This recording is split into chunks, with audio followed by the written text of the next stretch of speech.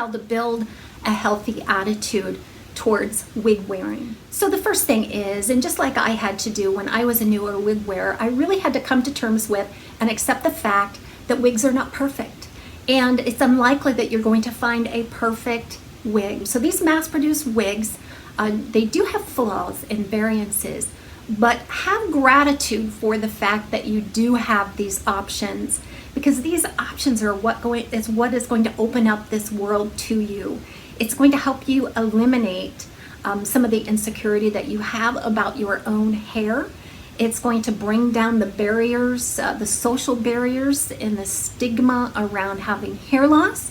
And so these are some of the best options in the world, and we're so lucky to have them. Another thing is, set the expectation that not every wig you buy is going to look good on you. Even though you thought it looked good on the reviewer, you've done all your research, you've seen the models and the stock photos, you've looked at the measurements, and you're so sure that this is the one. This is the biggest way to set yourself up for disappointment. Now, I'm not saying don't have a healthy excitement and anticipation about a new wig.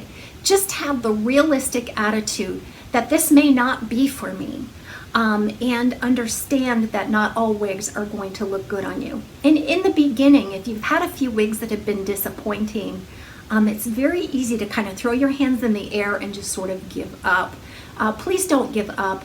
The fact that these wigs don't look on you as they do on someone else, don't let that discourage you and bring you down. It is not your fault. We are all different.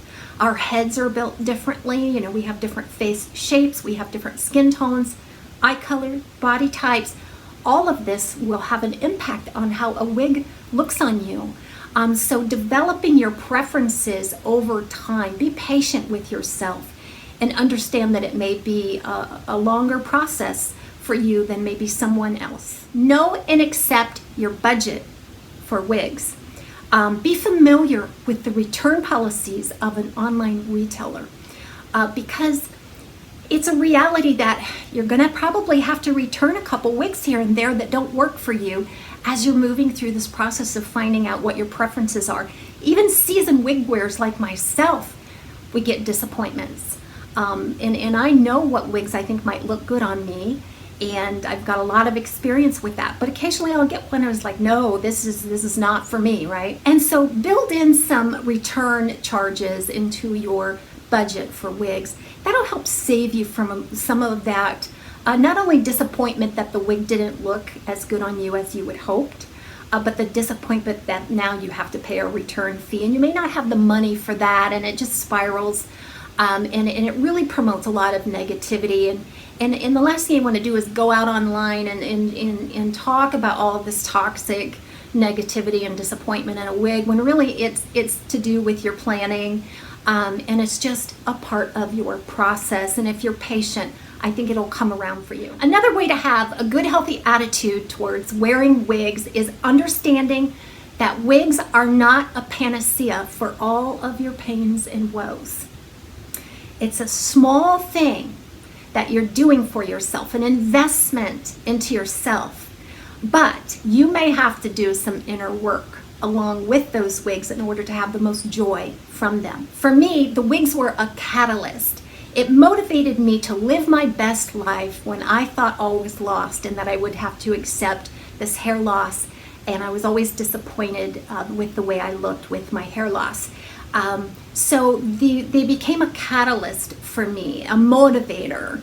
But please don't let the experience be so disappointing that these wigs didn't fix you, okay? It didn't take away your hurt.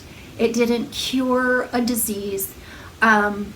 You know, these wigs can only do so much, but you have to do the rest. Lastly, avoid judging yourself or others.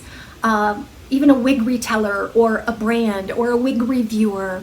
Avoid judgment, because that's really going to cycle this negativity that you're feeling, and it's going to prevent you from having the best joy that you can have in your wig wearing life. So be a positive voice in this wig community.